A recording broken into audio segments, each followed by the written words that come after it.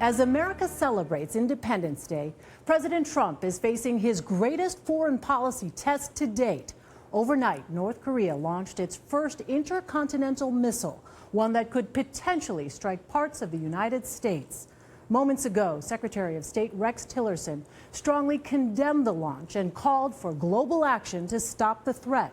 Mr. Trump tweeted about the North's leader, Kim Jong Un. Does this guy have anything better to do with his life?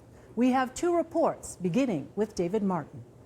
It was the nastiest kind of firework, a North Korean intercontinental ballistic missile capable of reaching at least part of the United States.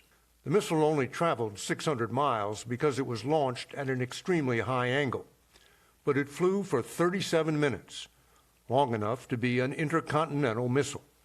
Had it been launched on a standard trajectory, it would have carried over 4,000 miles. Far enough to reach Alaska.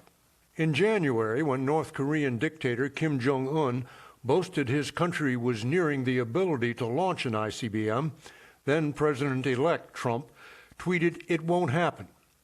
But it has, and apparently caught U.S. intelligence by surprise.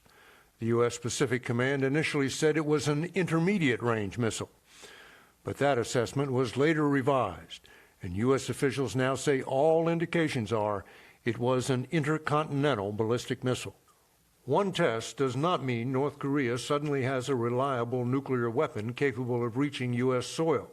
David Wright of the Union of Concerned Scientists estimates North Korea is still a couple years away from that, but added there is no denying the significance of this test. I would say a bigger threat than anything North Korea has launched before, in part because it can reach Alaska, but in part because it does show that the Koreans are moving forward at a surprisingly rapid pace. The Pentagon has prepared options which involve military shows of force, such as long-range nuclear bomber flights over the Korean peninsula and test firings of U.S. missiles based in South Korea.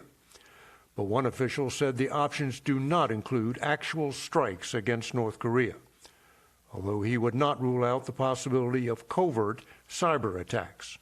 After a previously scheduled summit meeting today in Moscow, the presidents of Russia and China urged a freeze on both North Korean testing and on U.S. military exercises with South Korea. The aim of a freeze would be to buy time for all sides to negotiate a way out of an impending collision between Donald Trump and Kim Jong Un. Elaine? David Martin, thanks.